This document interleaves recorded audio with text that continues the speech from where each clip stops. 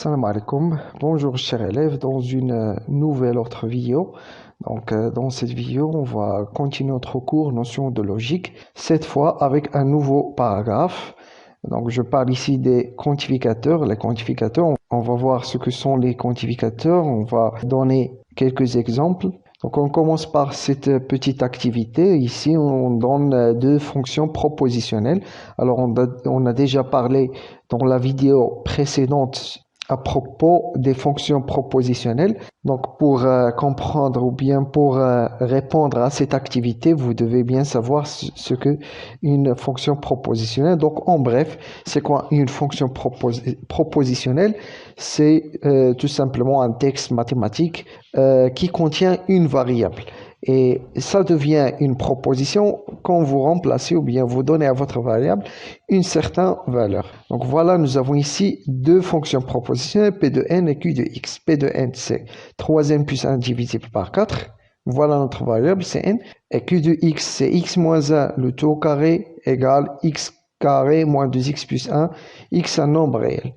Donc, quelle est la première question? Ici, la première question A, vous devez déterminer la valeur de vérité des propositions suivantes. Quelles sont les propositions? Voilà, c'est P de 2 et P de 3. Ce sont des propositions. Puisqu'on a fixé notre variable qui est l'entier n, donc ça devient notre fonction proposition, ça devient une proposition. La deuxième, ou bien la première question B, montrons qu'il existe un entier naturel n0 tel que P de n0 est une proposition vraie. La deuxième question, les propositions suivantes sont-elles vraies ou fausses? Quelles sont ces propositions?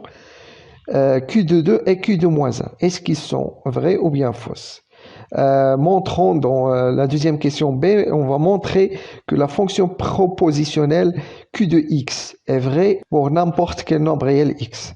Donc avant de passer à la solution de cette activité, je vous conseille comme habitude de réfléchir un peu, faire une petite recherche et comparer vos réponses à la solution.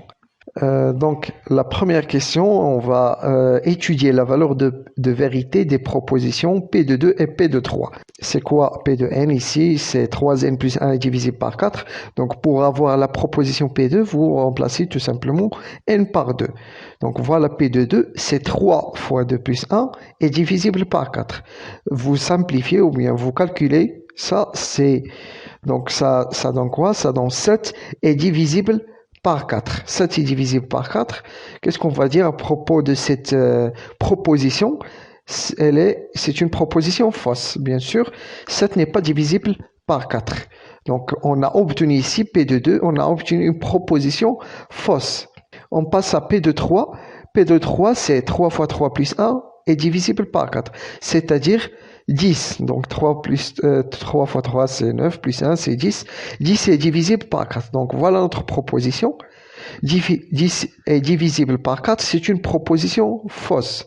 La première question, B, on va montrer qu'il existe. Donc, qu'est-ce qu'on a obtenu? On a vu deux propositions, P de 2 et P de 3, deux propositions qui sont fausses.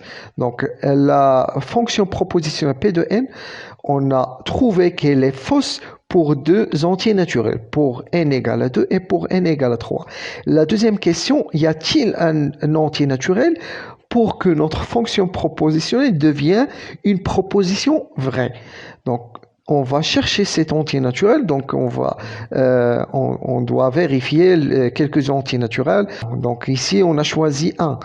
On a donné à n la valeur 1. Donc ici, on a obtenu une proposition P de 1, c'est 3 fois 1 plus 1. Vous remplacez n par 1. Est divisible par 4. P de 1, voilà P de 1. C'est cette proposition. C'est-à-dire 4 est divisible par 4, qui est une proposition vraie. 4 est divisible bien sûr par 4. Y a-t-il d'autres nombres? Donc ici, on a trouvé n0. n0, c'est 1. Donc y a-t-il d'autres nombres, d'autres entiers naturels pour que notre fonction propositionnelle devienne une proposition vraie? Bien sûr, nous avons d'autres nombres. Par exemple, vous pouvez choisir n0 égale à 5. Vous allez trouver P de 5, c'est 3 fois 5 plus 1, c'est-à-dire 15 plus 1, c'est-à-dire 16. 16 est divisible par 4. C'est une proposition vraie.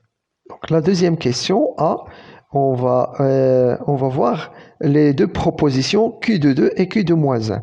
Donc ces deux propositions sont vraies. En effet, pourquoi ils sont vrais? On va voir. Donc il faut tout simplement déterminer Q de 2. Donc voilà Q de x. Q de x c'est x moins 1 le tout au carré égale à x carré moins 2x plus 1. X un nombre réel. Donc vous remplacez x par 2. Q de 2 c'est 2 moins 1 le tout au carré égale à 2 au carré moins 2 fois 2 plus 1. Donc ici vous allez calculer, ça va donner en fin de compte 1 au carré, c'est-à-dire 1 égale à 2 au carré, c'est-à-dire 4, moins 4 plus 1, c'est-à-dire 1. Donc ça donne en fin de compte 1 égale à 1 qui est une proposition vraie. Q de moins 1, la même chose. Vous allez remplacer x par moins 1. Donc moins 1 le tout au carré. Moins 1 entre parenthèses au carré. Moins 2 fois moins 1 plus 1. Donc ici ça donne quoi? Moins 1 c'est moins 2. Moins 2 au carré c'est 4. Ici ça donne quoi? Moins 1 au carré c'est 1. Moins 2 fois moins 1 c'est 2. Plus 1. Donc ça donne 1 plus 2 plus 1 c'est 4. Ça donne 4 égale à 4. Qui est également une proposition vraie. La deuxième question B. Donc on va montrer que Q de x est vrai pour n'importe quel nombre réel x. Donc qu'est-ce qu'on va dire? Ou bien comment on va rédiger ça? Donc on va choisir un représentant x. Un x qui va représenter tous les nombres réels. C'est-à-dire ce qui est appliqué à x, il est appliqué aux autres nombres réels. Donc soit x un nombre réel, on a x moins 1 le tout au carré, c'est quoi? C'est x moins 1 fois x moins 1. Ici, rappelons notre identité remarquable. C'est tout simplement pour vérifier ou bien pour montrer notre identité remarquable. Donc, x moins 1 ou bien a moins b le tout au carré, entre parenthèses. Ça égale à quoi? Égale a au carré moins 2ab plus b au carré. C'est une identité remarquable parmi d'autres identités remarquables. Donc ici, on ne va pas utiliser cette identité remarquable. Vous pouvez bien sûr l'appliquer, mais ici, on va répondre autrement. Donc x moins 1 le tout au carré, c'est x moins 1, c'est le produit deux fois. On va développer cette expression, c'est x fois x, moins 1 fois x, moins x fois 1, moins 1 fois moins 1. Donc, ça donne x carré moins x plus 1, c'est-à-dire x carré moins 2x plus 1. Et finalement, la proposition Q de x, c'est une proposition vraie. C'est une proposition vraie pour tout x de R.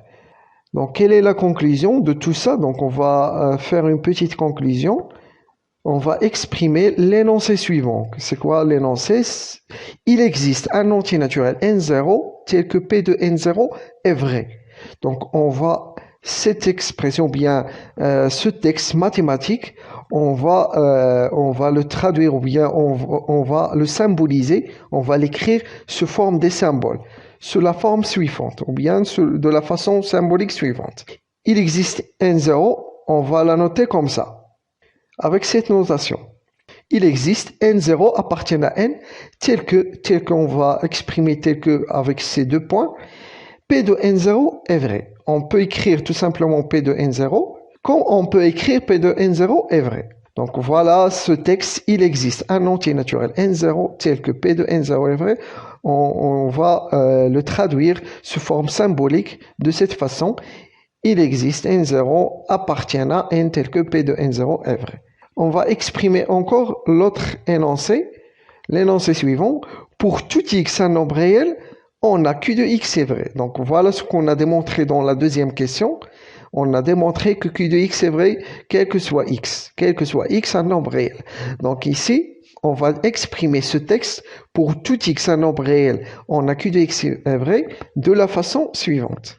Quel que soit, voilà, quel que soit ou bien pour tout x. Quel que soit ou bien pour tout x, vous pouvez le symboliser de la façon suivante. Quel que soit x appartient à R, Q de x est vrai. Donc la définition, la troisième définition de notre cours, soit P de x une forme propositionnelle définie sur un ensemble E. c'est-à-dire notre variable appartient à l'ensemble E. Donc, il existe au moins un élément x de E tel que P de x est vrai, ou bien tout simplement tel que P de x. Donc, cette expression, ou bien ce texte mathématique, on va l'écrire sous la forme symbolique suivante. Ou bien, on va l'écrire en abrégé de la forme suivante. Il existe, voilà, il existe au moins, voilà comment on va le noter avec ce symbole ici. Il existe au moins un élément x de E, c'est-à-dire x appartient à E, tel que P de x. Sous-entendu, ici, P de x est vrai. On n'a pas écrit vrai, mais sous-entendu, ça correspond à P de x est vrai. La même chose, il existe un unique, donc ici, on ajoute unique. Comment on va exprimer ça d'une façon symbolique? Il existe un unique élément x de E tel que P de x, sous-entendu P de x est vrai, s'écrit en abrégé. Voilà, la notation, on va ajouter ici unique, on va ajouter le point d'exclamation. Le point d'exclamation ici correspond à notre mot unique. Donc, il existe, voilà, la notation de il existe. Unique, voilà, c'est le point d'exclamation x de E, c'est-à-dire x appartient à E, tel que P de x, ou bien P de x est vrai. On va exprimer encore le texte suivant. Quel que soit x, un élément de E, on a P de x. Donc, comment on va exprimer ça? Tout simplement, en abrégé, on va écrire avec ce symbole. Donc, quel que soit, voilà sa notation. Vous pouvez dire A inversé. Donc, quel que soit x, voilà sa notation. Quel que soit x, un élément de E, on a P de x ou bien P de x est vrai. Donc, le symbole, quel que soit, ce symbole, quel que soit, s'appelle le quantificateur universel. C'est un quantificateur. Et exactement, c'est le quantificateur universel. Et le symbole il existe s'appelle le quantificateur existentiel. Ce sont deux quantificateurs. On va voir quelques exemples. Dans ces exemples, on va utiliser les quantificateurs. Donc ici, cette proposition ici, on va voir plus tard que quand vous ajoutez un certain quantificateur à une forme propositionnelle, ça devient encore une proposition. C'est-à-dire, on a deux cas quand est-ce qu'une fonction propositionnelle devient une proposition. Nous avons deux cas. Le premier cas, quand vous donnez à x ou bien à votre variable une certaine valeur. Et le deuxième cas, quand vous introduisez à votre fonction propositionnelle un certain quantificateur. Ici, par exemple, le quantificateur universel. Donc ici, nous avons une proposition. Quel que soit x appartient à R, x carré est positif. C'est une proposition vraie. Nous avons toujours x carré est un nombre positif. Ici, on va lire ce texte comme ça. Il existe un unique. Le point d'exclamation correspond à unique. Un unique entier relatif, ici l'ensemble des entiers relatifs z, tel que, deux points, ça veut dire tel que n carré moins 1 égale à 0. Donc, est-ce que cette proposition est vraie ou bien fausse? C'est une proposition fausse. En effet, pourquoi elle est fausse? Cette équation possède dans z deux racines. Cette équation. Il existe deux entiers relatifs et non un seul qui vérifie l'équation. Ici, qu'est-ce qu'on a écrit? On a écrit ici le point d'exclamation. Ça veut dire unique. Est-ce qu'il existe un seul racine de cette équation? On a deux racines de cette équation, non seule, qui sont 1 et moins 1. Moins 1, le tout au carré, c'est 1. Moins 1, c'est 0. 1 au carré moins 1, c'est 1 moins 1 est égal à 0. Donc, nous avons ici deux racines qui vérifient cette équation. Donc, notre proposition est fausse. Pour qu'elle soit vraie, pour que notre proposition soit vraie, on va changer quelque chose. Par exemple, vous pouvez changer ici l'ensemble Z. Vous pouvez, au lieu de faire l'ensemble Z, l'ensemble N, l'ensemble des entiers naturels. Et donc, votre proposition devient, il existe un entier naturel, N, tel que n carré moins 1 égale à 0, qui est une proposition vraie. Pourquoi? Parce que les seules racines de cette équation, ce sont moins 1 et 1. Donc, on va éliminer moins 1 parce que moins 1, ce n'est pas un entier naturel, donc ça reste 1. Donc, ça reste un seul entier naturel. Donc, ça devient une proposition vraie. Mais ici, notre proposition, si vous conservez votre ensemble Z, ça reste une proposition fausse. Il existe un entier naturel, donc quand on va lire ça, il existe au moins ici un entier naturel. Il existe au moins, ça veut dire il se peut qu'il existe d'autres entiers naturels. Donc ici, on va dire il existe au moins un entier naturel tel que n est supérieur strictement à racine carrée de n. Est-ce que c'est proposition vraie ou bien fausse? Donc, ici, c'est une proposition vraie. Pour montrer qu'elle est vraie, il faut donner cet entier naturel, un seul. Il faut donner juste un seul. Si vous trouvez un seul élément, voilà, c'est fini, vous avez répondu à la question. Donc ici, c'est quoi notre entier naturel qui vérifie cette inégalité? Par exemple, ici, vous pouvez choisir n égale à 4. Si vous donnez à n égale à 4, vous obtenez 4 supérieur strictement à racine de 4, c'est-à-dire 4 supérieur strictement à 2, qui est une proposition vraie. Par contre, la proposition suivante, quel que soit n appartient à n est supérieur strictement à racine de n, c'est une proposition fausse. Pourquoi elle est fausse? Donc, pour montrer qu'elle est fausse, il faut donner juste un seul élément qui ne vérifie pas ça. Par exemple, 0. Si vous donnez à n 0, bien la valeur 1. Si vous donnez à n la valeur 1, vous obtenez quoi? Un supérieur strictement à racine de 1, c'est-à-dire un supérieur strictement à 1, qui est une proposition, bien sûr, fausse. On passe aux remarques et vocabulaire. Alors, si vous introduisez des quantificateurs sur une fonction propositionnelle, comme j'ai dit tout à l'heure, vous obtenez quoi? Vous obtenez une proposition. Une fonction propositionnelle introduite d'un quantificateur est appelée une proposition quantifiée, c'est-à-dire on a ajouté un quantificateur. On peut introduire plusieurs quantificateurs, non un seul, ça dépend de votre fonction propositionnelle. Par exemple, si votre fonction propositionnelle contient 2 variables, vous pouvez introduire bien sûr 2 quantificateurs, quel que soit il existe, ou bien quel que soit, ou bien il existe. Quatrième remarque, l'ordre des quantificateurs est important pour le sens d'une proposition. C'est-à-dire, quand vous changez l'ordre des quantificateurs, ça va changer le sens de votre proposition. C'est-à-dire, si vous avez une proposition de cette forme, il existe un élément tel que quel que soit un élément, ce n'est pas la même chose que quel que soit suivi de il existe. On va voir quelques exemples. Autrement dit, ça veut dire quoi? Quand vous inversez l'ordre des quantificateurs, le sens de votre proposition, ça va changer.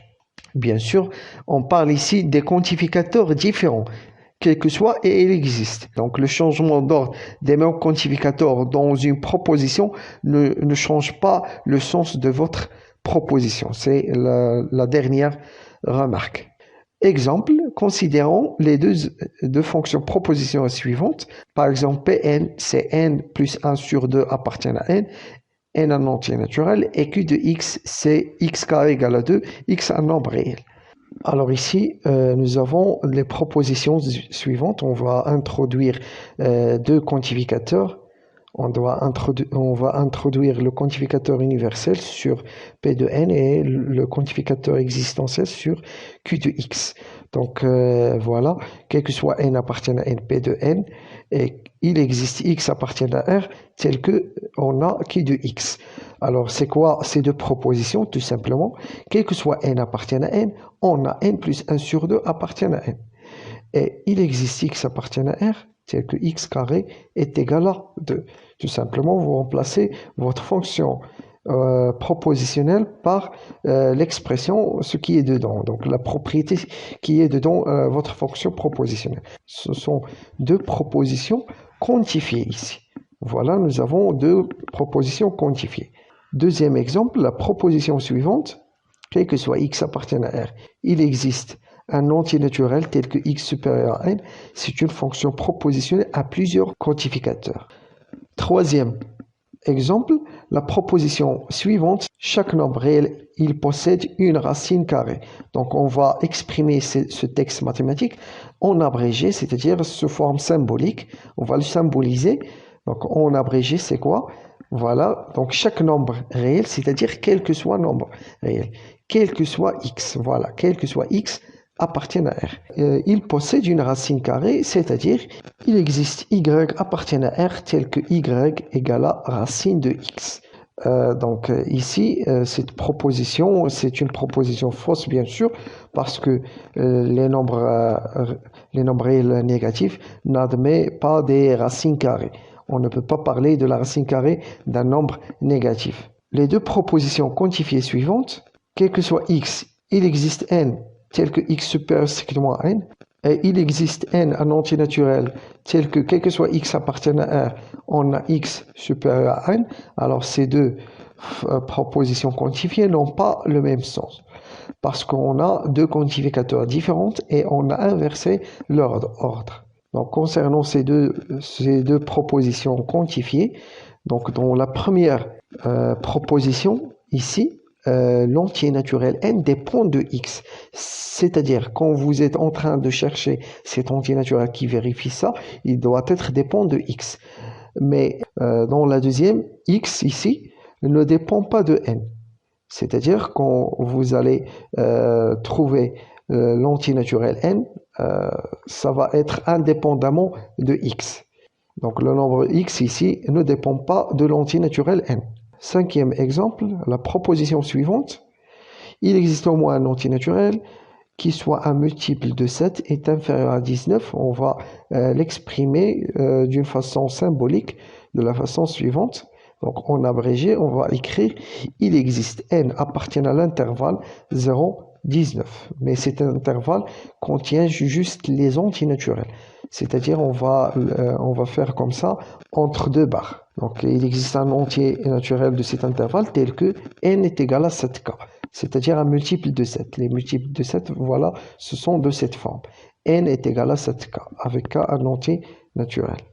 La proposition suivante, quel que soit n, quel que soit m, n moins m appartient à z, est de même valeur de vérité que la proposition quel que soit m, quel que soit n. Donc ici, vous avez le même quantificateur. Si vous inversez l'ordre, le sens de votre proposition, ça ne va pas être changé, ça reste lui-même. Donc ici, on a la même proposition. J'espère que vous avez bien compris. Si vous avez des questions, n'hésitez pas de les poser dans les commentaires et à la prochaine vidéo.